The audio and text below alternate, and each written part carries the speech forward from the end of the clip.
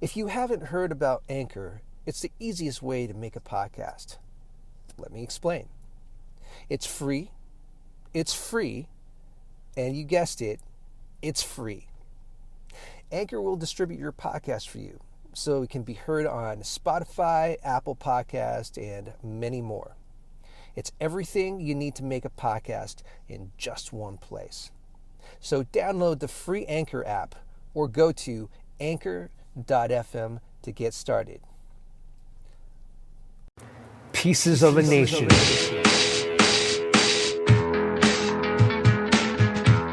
All right. I hear you. You hear me? I do. Now I just got to see you. Okay, there you go. No, you know what I did? I was moving some things around in here because I wanted to get the best, obviously, the best audio. Right. And I forgot to plug in, of course, I forgot to plug in the microphone. Anyway. Yay! Well, this is the best thing about technology and being able to record this. If this were live, I would have to muster up words to talk to the audience. Right? And, no. This is good. I was just thinking about that. How are you? How are you doing? Oh my gosh, I am so good. There's so much going on. I'm so grateful. And I'm very excited to talk to you. And I'm very excited to be Pieces of a Nation. Thank you. Thank you. Well, let me give you a quick introduction. Again, thanks everyone for coming back on and listening to Pieces of a Nation. Today we have a very special guest. Her name is Marabina.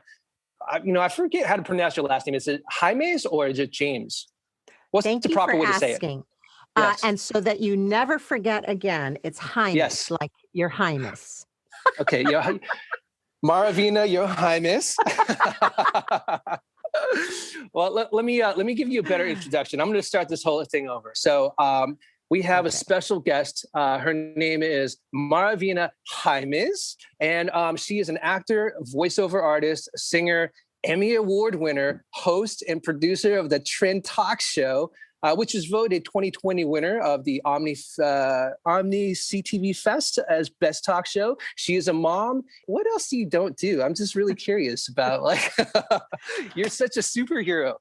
Oh, man. Well, I think we're all superheroes, and I think 2020 gave us the opportunity to prove that. That's very true. Yeah. Well, let's start off on that real quick. How has your 2020 been? Can you describe your struggles, your victories, anything you like to share? Yeah, thank you for asking. Thanks for asking. 2020 was definitely a year of growth, and I think a year of remembrance, remembering that we actually are a lot more powerful than we think. All we have to do is set our mind straight. And I think we can really accomplish things. Also, I just want to give a huge shout out to, of course, all the frontline workers, all the people in medicine and in food delivery and anything else. We really got to see how people are absolutely fantastic and amazing. And I just want to give a shout out to everyone. 2020 for me in particular was a year of amazing growth. First off, I want to say, and of course I got to give a shout out to my 19-year-old son, Jasper, who I love dearly. But woot woot, he became a Trojan. He got into USC, which is so awesome. And he's doing really great at school, of course. And to him and so many other graduates that suddenly, one, didn't get the proper graduation because of COVID. And then two, started their freshman years in university without the hoopla and being able to actually be on campus. I want to give a shout out to all you guys, but I want to say we're so proud of you. I think the younger generations are awesome. They're really looking at things clearly, and they have this incredible benefit. Anything they want to find out about is available in their hands. So true. So I think that we're in for some just amazing future creative minds. They're already proving themselves left and right. And I just want to give a big shout out to all the graduates and all the freshmen out there. I just want to do that. Let me ask you let me ask you a quick question here because, Yeah. obviously 2020 limited interactions with people and huge Mhm. groups.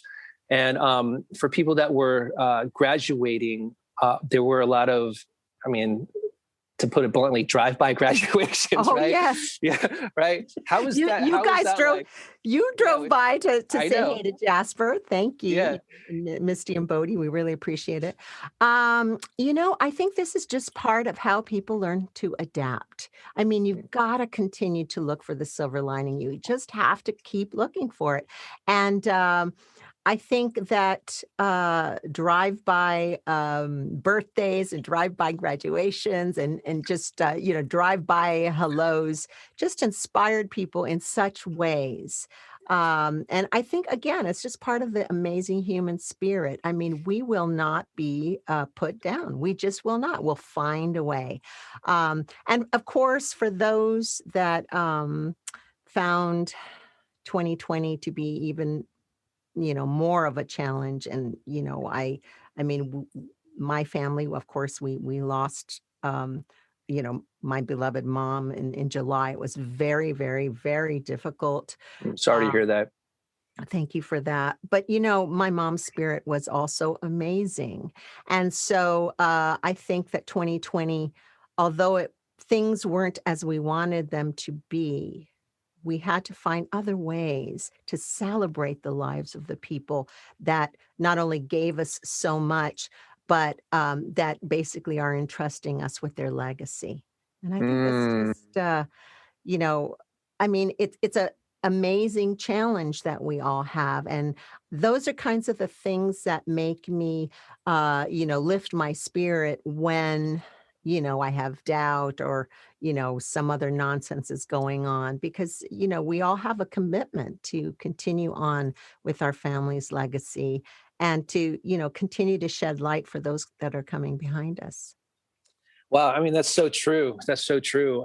The silver lining bit is extremely important, especially and especially and since last year because that was almost when the whole world went into shock and you had yourself to deal with because you were isolated. Mhm, You weren't able to.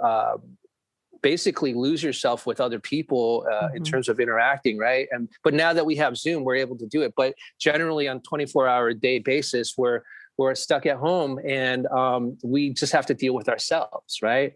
Um, you talked about legacy, and I'm sure I'm sure this is such a huge thing, but I'm watching you and you have a huge Emmy behind you. And I'm like, this is amazing. So I kind of want to detour into that a little bit where, Okay. let's talk about your journey. Because I'm sure there Okay. are people in entertainment, whether they're actors, writers, producers, directors, any of the sort, voiceover artists, right? Mhm. That aspire to, to such accolades, right? Let's talk about your journey and how you got there. If that's cool? Oh my gosh. Well, it's my pleasure. And first of all, I just want to say, um, people that are creative are just again, really amazing people. They're alchemists. They're constantly taking ideas and turning them into gold. And whether or not you're getting the response that you hope for, or whether or not people are buying your projects, I think, as the Buddhists say, as long as you don't give up, it's never over. So I think that's one of the first things I just want to throw out there. But I have to let you know, I mean, I won an Emmy before I ever had an agent. This Mm. is all kind of I like to think of myself as I just did everything backwards. Whatever formula it was, it's just backwards. And my faith is first and foremost. As you know, I'm a Buddhist, and I really do believe in cause and effect. I really do believe in just continuing to plant those seeds. And winter never fails to turn to spring. Whatever you've been planting, believe me, you will get it back. So basically, what happened, I'll tell you really fast about how this Emmy came about. I actually have always done voiceover. As a matter of fact, that's how my career started around 5 years old. I was doing commercials in Spanish and then in English. And then I was like the voice of Maybelline for some time. And I always enjoyed doing voice work because from a very early age, I realized that the voice gives you so much more possibility. Unfortunately, in entertainment, there are the gatekeepers, as they call them, and people that are judging what you look like and putting up these false limitations for you. I don't find that that happens with the voice. That's why I'm very that's why I love doing voice work. But long story short, I actually lived in San Francisco for a time, and I did some voiceover work for a producer, some documentaries. And many years later, I had moved back to Los Angeles, and this producer, I mean, out of the blue, I got a phone call, and he said, "Oh, Maravina, I finally found you." And I was like, "Who is this?" And he said, "Well, we worked on a couple of documentaries. Anyway, I'm at KCET now, and I'm working on a kids show, and you would be perfect for this." And, I had no idea what he was talking about, but I said, "Okay, I'll come and check it out." Anyway, the show is called Story Time. I worked with a puppet named Kino. That was Mark Ritz, a very talented, actor, writer, producer who unfortunately is no longer with us. But basically what happened is I came and I did the audition. I met Mark and I met Kino. I met Kino, and it was just a beautiful idea, just, kids, books, and parents. That's what the story I mean, that's what it was about, just telling stories. Mm. So, we did the audition, and then they, basically, went around to a couple of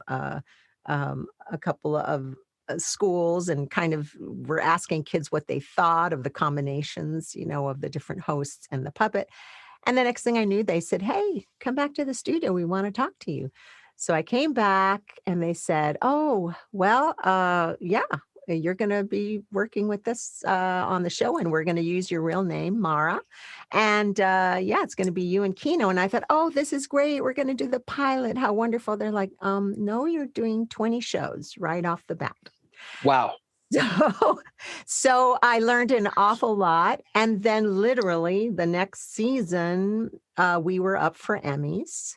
Of course, Mark Ritz, Kino, and I. It was just unbelievable to me. When I heard my name as best hosts for a children's television series, I thought they had made a mistake. And I was like, wow, they really went through a lot of trouble making this mistake because my name is really long and it's very, some people are jarred by it. They don't know how to pronounce it. But no, it was true. And then we got nominated again for a second Emmy. And Wow. I'll tell you, I love the fact that you have so much power in television. I don't think everyone really understands just how powerful it can be. And that's why personally, of course, I enjoy children's programming. Our show, of course, went from just a local show on KCT to all of PBS, which was amazing. And to this date, I still run into people, mostly men with mustaches, that say, "Hey, Mara, I really liked watching you on Story." Um, but I love it, I love it. So, I mean, that's how the Emmy came about. I'm Mm. incredibly grateful, of course, to Julio Moliner, the producer that reached out to me, but also to all the fans and all of the people that, uh, decided, yeah, it's a good idea to share stories with your kids. And Mm. some of the fans that we had would write in just these heartwarming notes like, we really like the show because our parents are divorced and it's the one time we can all sit down as a family and read books. Or, my mom is trying out all these voices and, we keep telling her, just read the words. We don't need all the voices. Um, or, wow, I didn't know my dad was so funny. He works so hard and he still likes to read books, and make sure that we get a good night's sleep with a good story. So that's the Yeah, story, Emmy. Yeah, wow, that's such an amazing story, and yeah, I mean that's really extremely encouraging. With the whole book reading thing, as you know, we have a 3-year-old boy, Yes. and and Misty has always said to me that it's important reading to him from both sides, mother and father, Yes. and he really enjoys it. And I definitely give him a different personality and a perspective on reading. Right, I have my own way of seeing things. Right, according to Misty. Right, so but overall, it's really important. I'm learning that it's really important for kids to understand and hear your parents tell them stories, which is something that I wish I had as a kid. The next thing I want to say is you're talking about kind of reflecting back on what you said about being an alchemist and creating gold. I mean, you literally Yeah. created gold right behind you, right? I mean, the Emmy is gold, so that's encouraging. I wanted to jump into, you mentioned something about the gatekeepers and, Mhm. false limitations, Mhm. which is what we're dealing with. We've been dealing with this, for a very long time. You're Latina, right? Yes. And for someone like you, in terms of the age of BIPOC, right? Right? Okay. Yes. How do you see this? How do you see this um you know thing that's going on that's creating so much Mhm. news and also bringing certain things to light? And Mhm. how are you battling through it? And how are you battling and overcoming Mhm. and dealing with all this? Well, I think that whatever you put your attention on really does, increase and, it duplicates and it becomes huge. So I like to think about things I can do, and I like to think about areas where I actually can influence other people or changes. Hence, that's why, for example, during the pandemic, my friend Belle Hernandez invited me to work with her on the Trend Talk show. And the whole point of the Trend Talk show was to highlight some of the amazing creative Latinx people that are out there, writers, actors, directors. And believe it or not, although we were in a pandemic, it actually turned out to be an enormous fit because we were now able to access some of the executive producers and some of the writers that would normally not have time to do interviews.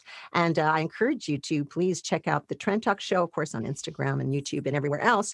And you can actually, listen to the conversations that we had precisely about this topic.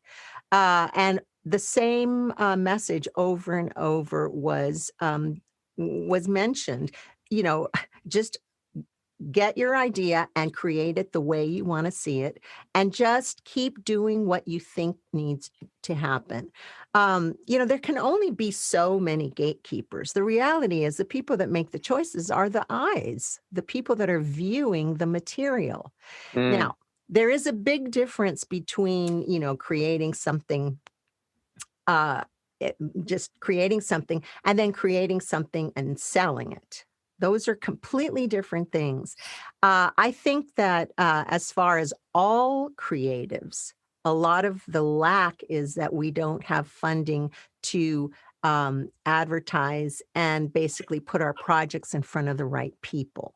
So I also think that 2020 gave us the opportunity to see that with social media, we indeed, I mean, and let me just backtrack a second. sure. When I mean, I'm a Latina, a proud Latina. I'm a Mexican. Okay, don't mess around with me. But here's the thing. My audience is not just 20% of the United States. My audience is the entire world. And I think that we really, especially people of color, we really need to understand that the limitations, again, the false limitations set by anyone just in the United States, I mean, that we need to conquer that. I mean, here's the perfect example, Narcos, which was shot in Colombia, whether you like that genre or not. We can get into that at another time. But the point is, Netflix went from, renting DVDs to creating production around the world. And today, Netflix is giving every studio and every network a run for their money. Okay, so what did they do? What they did was they actually opened the possibility to creatives around the world. And I think we're at a point where, especially 2020, has got to show us that just focusing on negative, racial nonsense, by the way, that's only limited to the United States, is a ridiculous waste of your time and talent. Focus on your idea and then figure out the way to get it to the rest of the world. Of course, Hollywood is a very important place, but there are filmmakers all over the world.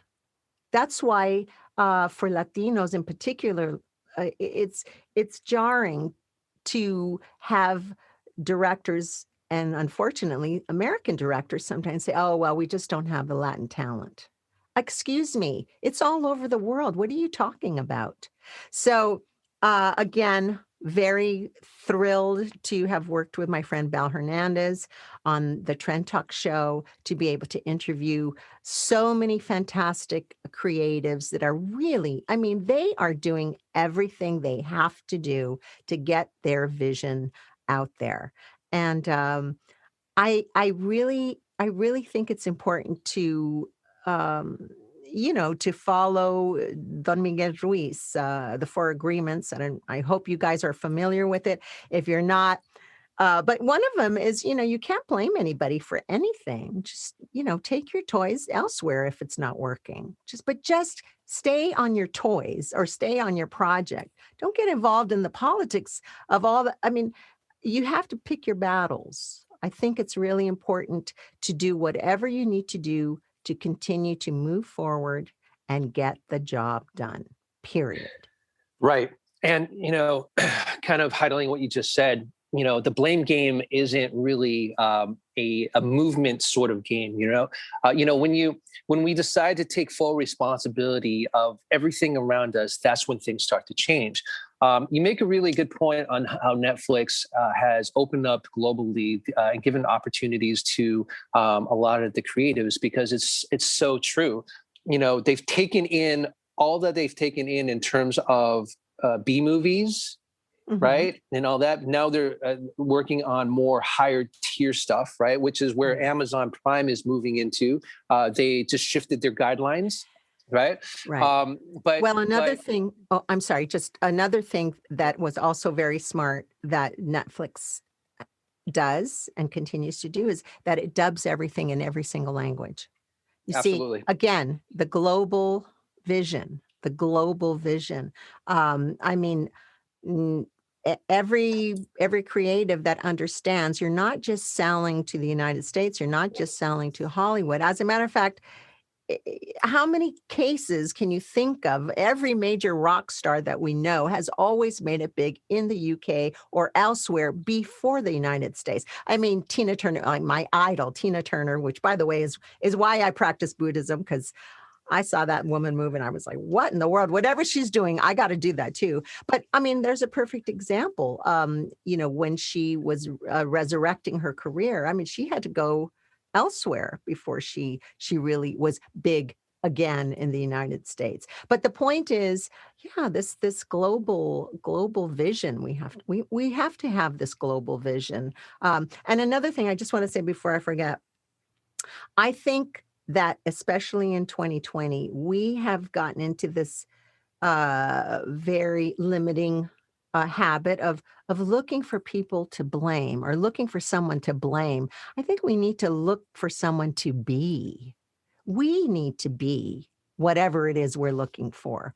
I mean, there's a big shift. I mean, women that are dating, for example, they're not looking for the millionaire. They are the millionaire. Now they're looking for something that is more valuable to them on a personal level. And I think, again, regarding any racial nonsense. And I have to call it nonsense because the truth is we are all connected and we do need each other.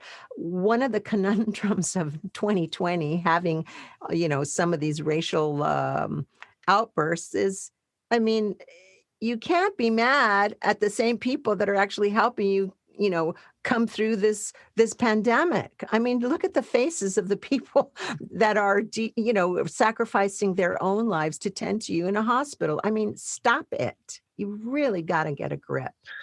So I just wanted to throw that in. Yeah, I mean, Will Smith had said it the best.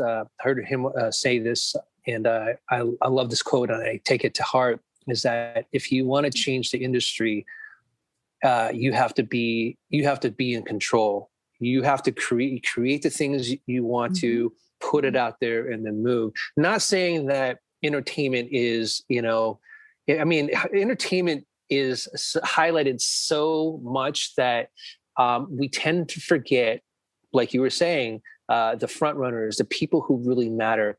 And I believe that the society has been getting to this point where before the pandemic, we've been looking at celebrities or the people in entertainment as this glorified camp of amazing people. Listen, you and I have been in the industry for a while, and we both know that we're just human beings, and there's a lot of crap in here, right? That needs to be cleaned out.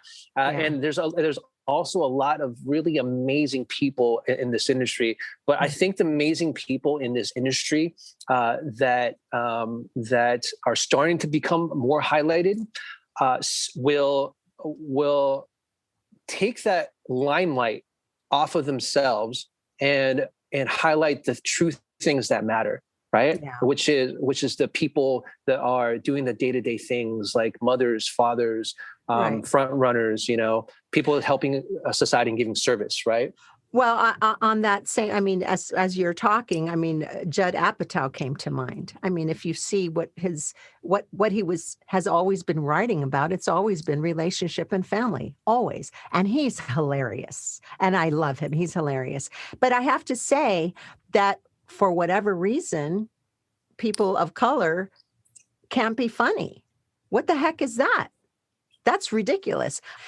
Somewhere along the line, I think that's where creatives of color actually help to limit ourselves. When we keep writing this formula stuff that is very negative and perpetuates exactly what we do not want, I think we just need to change the tone. I so agree with you, man. I'm so glad you're bringing this up. This is a discussion that I've had with a lot of my friends, and it was a lot. Were a lot of the movies in the '80s, right? For instance, 16 Candles with the character with Getty. Oh my God, he's gonna kill me if I can't. Watanabe, sorry, Getty Watanabe, right? Les Long Dek Dong. Yeah. And I had friends that loved that scene, and I just didn't get it. I just thought, what is this about? Why is this funny to people? And not that saying the director, again, I can't remember his name, and this sucks because this is where you'll fix it. This is my profession, right? But I God, this is so embarrassing. But I can't remember his name. But he's such a good director, and he was such a forward-thinking director, especially for his time. Or even he's classic too, in terms of movies that really can say something. We're going to stop and we're going to Google this so we can have this. Let's do it. Let's do it. All right, let's put on some Googling music, please. Hold on a second. I'm looking Well, it up. wasn't only 16 Candles. I mean, it was all of the, I mean, there Right. was the whole series, and we all grew up with these. So this is really bad because now. John Hughes. John Of Hughes. John course. Hughes. Oh my Okay. gosh. John, Okay, so duh. you're going to cut this out.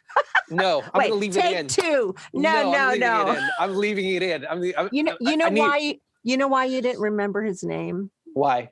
Because you never got called in by John Hughes. That's why. Where was John Hughes when you needed him? So who's John Hughes today?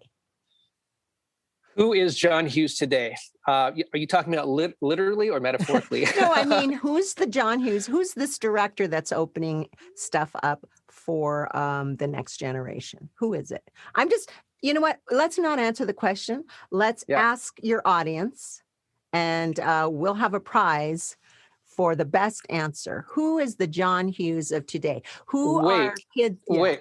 Wait. Is the prize going to be your Emmy? No, you're going to get your own Emmy. No, the prize will be lunch with you and me. That's the prize. Cool. All right. So through Zoom? That way, we'll all be happy with what we're eating.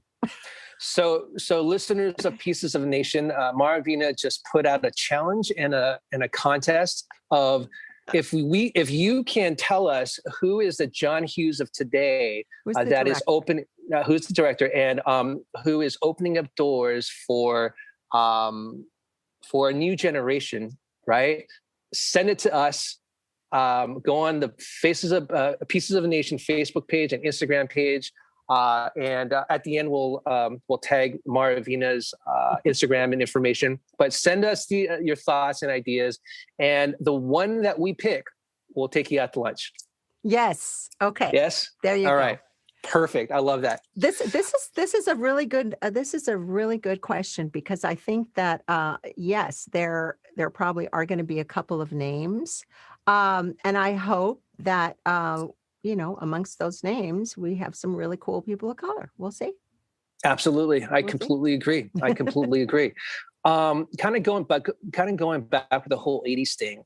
You're right. It's not just John Hughes. It's a lot of the '80s antics, and I've probably been quoted or misquoted by saying that the '80s were so what did I say? The '80s were so stupid in a way. that's not literally the words I said, but stupid in a way in representing the cultures, right? Because I feel like it was a time where people just said, let's do everything and anything and see what happens, right? I might be wrong, but that's what it felt like to me. Yeah, but I don't think it's just the 80s. Mm-hmm. I think it's the inception of first radio and then television and then film, because again, for whatever reason, only a couple of people have actually gotten the chance to not only create something but distribute it. Again, we're going to talk again about distribution. I mean, there are so many crazy levels.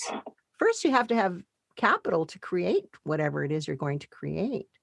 Hopefully, you also have to have the talent, and talent. I mean, take that word with a grain of salt, because we know very well that there are people that get things done more because of financial, because they have more of a financial backing than actual talent. We know this, but again, I mean, how to be in rhythm. How to be in the rhythm. I mean, what do you have to do to have all the stars align, to have all these situations come up for you? I think it's always, I mean, it's the greasy wheel that gets the grease. There's no other. I mean, the squeaky wheel that gets the oil, or whatever the heck it is. I forgot. I'm having a Latino moment right now. No, the squeaky wheel that gets the grease. We know that projects are done all over the world. We have to start maybe thinking about collaborating with other people, collaborating with other countries, collaborating with, maybe some people that have had an amazing run in Hollywood and they're not so busy right now, but they have the expertise. I mean, I think in order to go forward, you also have to see, well, where am I coming from? Well, who's back there that can give me a hand up? Uh, so it's really cool when you think about Yeah. it. Yeah. I mean, kind of jumping back to what you were saying about, the world opening up and having opportunities. COVID literally did that. Mhm. It created this sort of rip in society where, yeah, we were isolated, but that forced us to look within ourselves. And through that process, we realized we cannot do what we've done before. We have to recreate ourselves, reinvent ourselves. And that's what Yeah. I feel like the pandemic has done for that. It's opened up doors of opportunities, but those opportunities are created by us. Mhm. There was old actor that was in The Odd Couple with Jack Lemmon, and I'm horrible with names again, but he had Jack said, Klugman. uh, who? Jack Jack Klugman? Klugman. Jack Klugman? Jack Klugman. That sounds about right. You're probably right. I See, don't know. here's the thing. You've got to go back and watch TV and write some names down I or do. Google these shows. Listen. We're in the moment, and I'm just kind of pulling as many things as possible. So, but he had said the way Uh-huh. you create opportunities is that you have to create your own door, and that to me is what COVID has done, is that we have to take the opportunities to create our own door so that we Yeah. can walk through it, right? Um, Well, that's what you're yeah, doing with Pieces of a Nation, and that's what we've been doing on the Trend Talk Show, and that's what so many. I mean, Jada Pinkett, Red Talk Table, instead of waiting for a network to have a smart African American talk show host. It's like, why are we waiting? Who are these people that are supposed to magically like? And again, some people say, well, if they're not inviting you to the table, well, build your own table. What the that's heck? right. What That's the heck are we right. waiting for? But we have so much possibility, and I think you're right. 2020 has been really an eye opener. I mean, no pun intended, but it really has. Um, I want to just mention, I mean, during COVID, I actually worked on and helped to produce a film that was completely done in isolation. Of course, everyone had to shoot only with iPhones because we thought, oh, this is going to be over in 2 months, and we'll just have a party, and that'll be the end. Well, we know that did not happen. So actually, we took it one step even further. We had 50 locations and 2 countries. Everybody was writing their own material. Then, a master editor and composer was called in to try to put the movie together because nobody else knew what everybody else was doing. And the happy news is that we were able to premiere it as a benefit for the Actors Fund. And I encourage you to go to Vimeo and look up COVID-19 Sins and Virtues. And you're going to see some crazy material that was all put together. Wow. But Could you repeat how many filmmakers and how many yes, countries, because the yes. reception sort of went off? Okay. So the project was done by 50 filmmakers in 17 locations and 2 countries. We could Wow. only use iPhones, and we didn't know what anyone else was doing. We only knew that it was going to be based on the 7 virtues and 7 sins. And we each got one of those drawn out of a hat. We didn't even know. And we had to write our own material, direct it, edit it, and send it in. It was such a cool project. Of course, I want to give a shout out to Alejandro Mendoza, who worked in distribution for many, many years and actually created this whole idea, and Jennifer Behrens, and of course, her husband. And I mean, Mauricio Mendoza. This was such a cool project. so many people that didn't think they could write or weren't sure if they could edit this, and I mean, everybody could do everything. They had the frickin' time to do it. Finally, they had the time Yeah. to do it. And then we were able to do something really cool for the Actors Fund. And again, just want to give a shout out to the Actors Fund. If you don't know about it, the Actors Fund is an amazing organization that is for creatives. It's basically education and social services for creatives, actors, directors, choreographers, producers, script people, whatever. If you've been in this business in any capacity, you are more than eligible to go to the Actors Fund. And let me tell you, during 2020, the Actors Fund gave more than $20 million to struggling artists around our country. So, one, if 2020 was really harsh on you, please reach out to the Actors Fund. They really can help you. And two, if you got lucky and 2020 was a windfall, throw some money to the Actors Fund, please. Please do That's it. right. That's Yeah. right. I'm going to piggyback on that because the Actors Fund, within the last 5 years, has been such an amazing piece in my life, right? And Mhm. I mean, if I'm gonna repeat what Maravina said: is take advantage of the Actors Fund, because I think in the last 2 years I've gone to over 30 classes, and they Sure. have these Mhm. really great classes, and some of them were just repeats, and I just wanted to kind of get the same information over and over again, right? But Yeah. it's such an amazing opportunity. But most importantly, it's an opportunity to network. Yep. I think this is what is missing with some people, in terms of artists who want to succeed in this business, is the networking.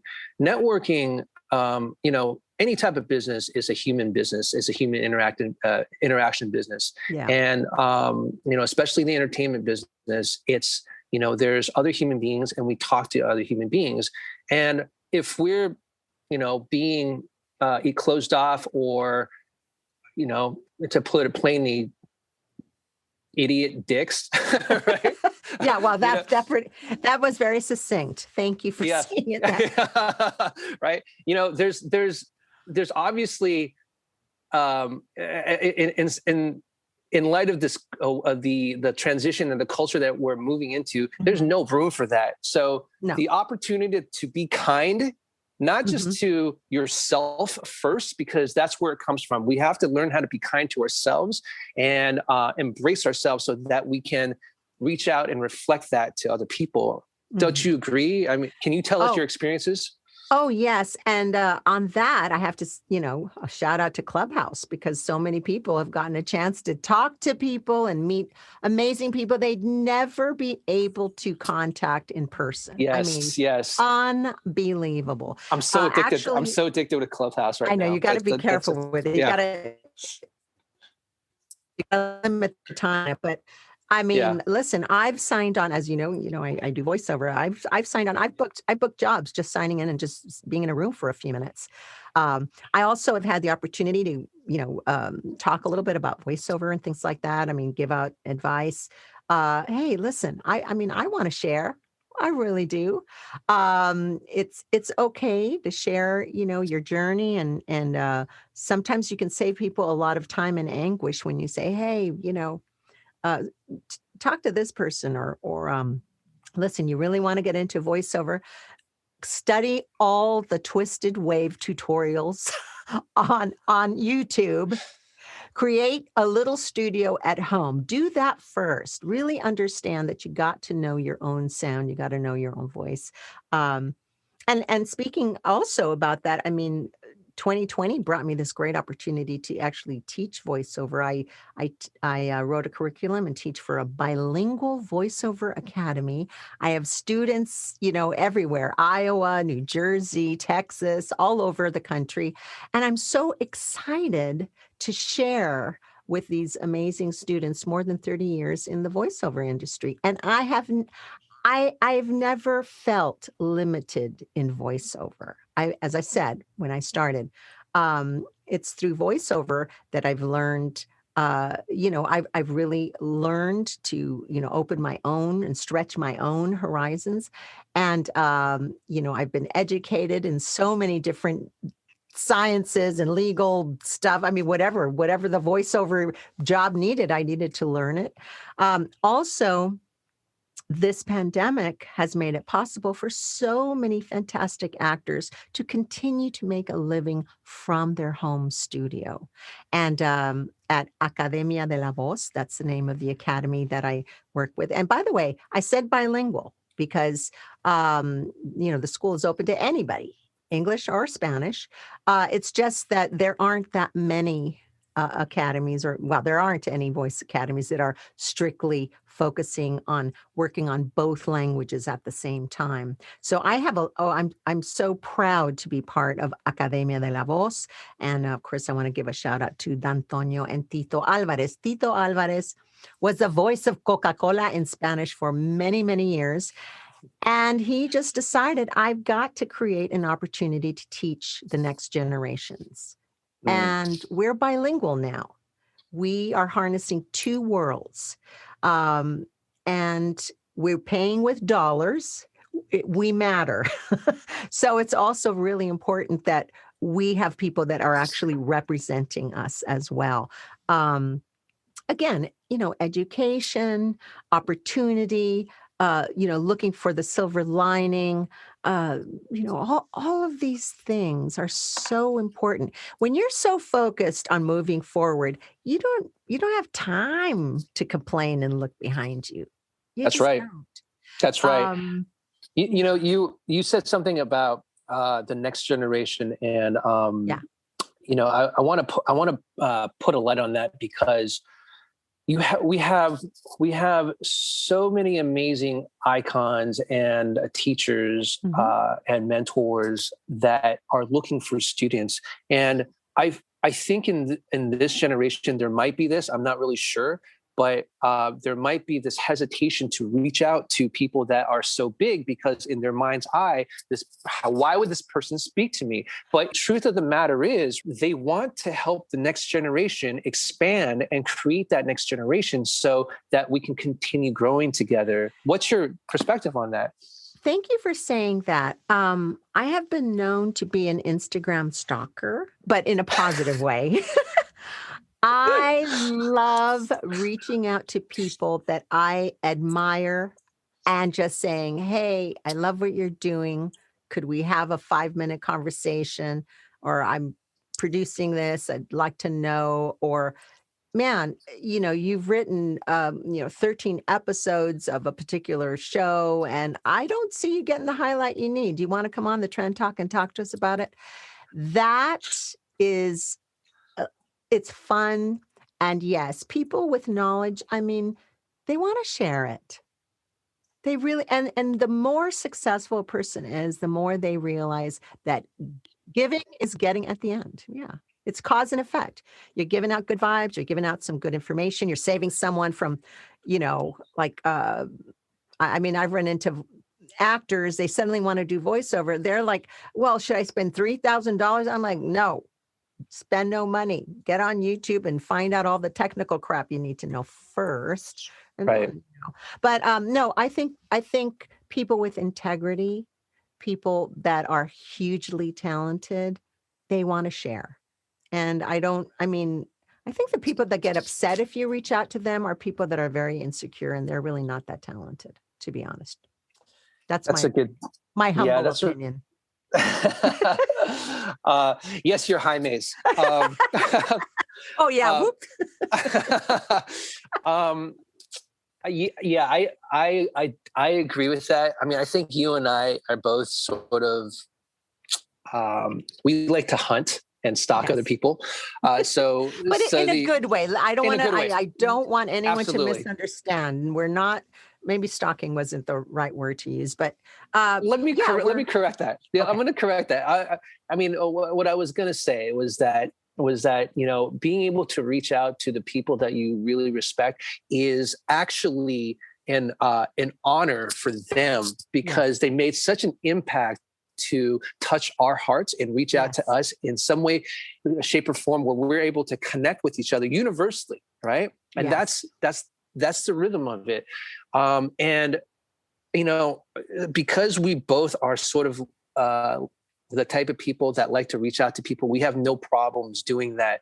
The biggest suggestion, you know, kind of piggybacking on what Marabina said, is just to send the person that you look up to, send them a really nice note. And it's 5 minutes of your time. You know, and if they don't get back to you, it's okay, because they are busy. They are busy. Right. But don't just focus on that one person.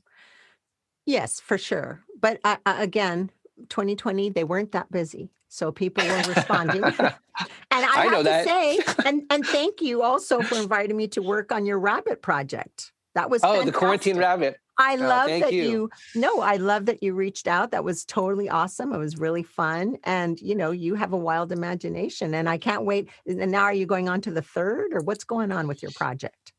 So just really quickly, because this Yes, podcast go is about ahead. you. It's about you, not about Oh, me. no, I want to hear. But there were 5 that were completed, and now I'm working on the feature film script, and we will be shooting that sometime later on this year. Oh my gosh. And I hope the lion is still involved. Let me the know. lion is involved. Oh, I good. wrote you in for sure. And a couple of other voices if you're open to play. So Oh, yeah, of course. yeah. So Good. but anyhow, but that's the Quarantine Rabbit project. And I'll pitch that real quick. You can find that on YouTube, or just contact me on Instagram. No, just There kidding. you go. No, listen, this is your platform. You've got to talk about the stuff you got going on, of course. Right. Thank you. Yeah. Well, talking about projects, because you know we're close to our hour. Okay. And you know, what are you up to next, and what would you like to promote out there? Okay. Well, as I told you, the Trend Talk show, although we're on hiatus right now, all of the episodes are up on YouTube. You can go and check them out. And if you have any comments, or you would like to, you know, just reach out and say, hey, I need some help with something, I mean, definitely follow me on Instagram, Marabina Jaimes. And, you know, I respond to everybody, let me tell you. Sometimes a little too much, but I do respond.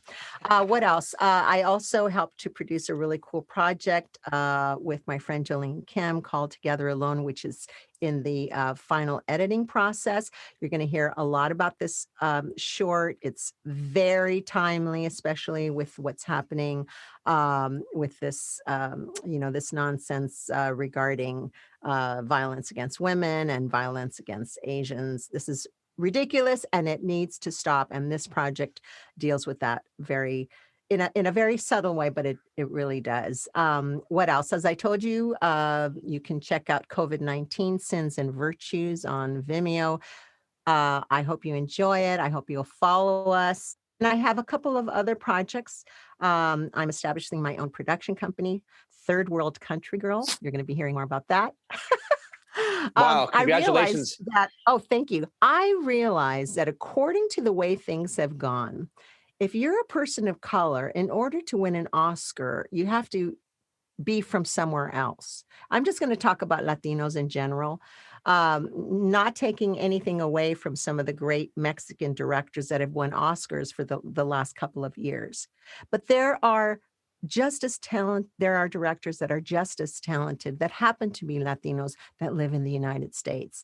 What's missing here? What's the problem? Why are Latinos not getting the same acknowledgement as Latinos that are coming from other countries? So in my mind, my way of trying to come around this from a different angle is to pretend that I'm actually from somewhere else. Hence, Third World Country Girl. And I do have 3 projects that I'm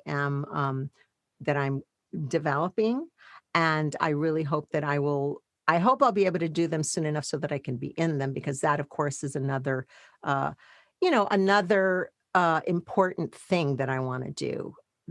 I find that a lot of time is wasted waiting for somebody else to, quote unquote, discover you, give you the break. Why? What am I waiting for? My son's in college. Yay! I did my part. Mommy did good. Okay, so now I'm going to pick up the pieces and continue on with my own desires to also be able to influence people with my writing and my performance. I think it's very important not to be conceited or self-centered. I'm not talking about that.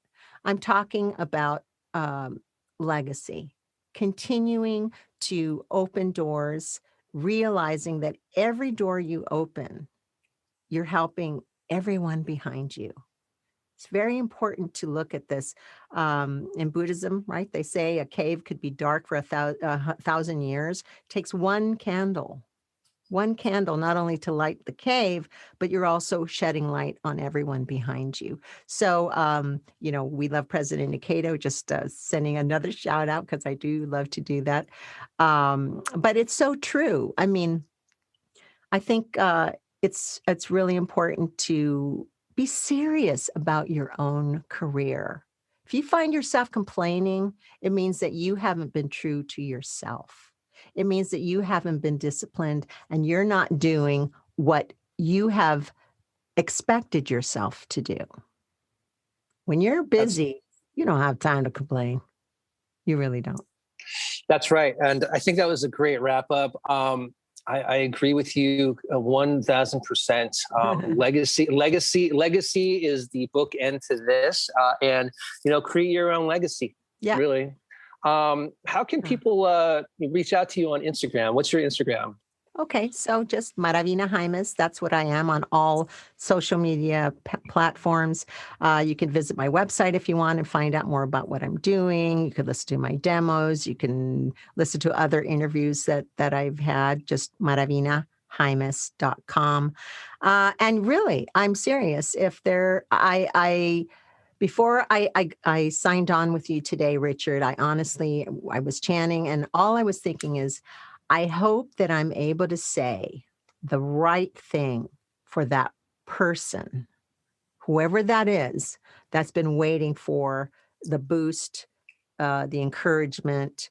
I hope I was able to say the one word that made the change. And so I hope that I've accomplished it. So write to me. Let me know if you liked if you liked our interview today, and let me know about your success. Absolutely, 1,000%. Thank you so much, Maravina. It was my pleasure. This is such an amazing interview, and I learned so much. Thank you so much.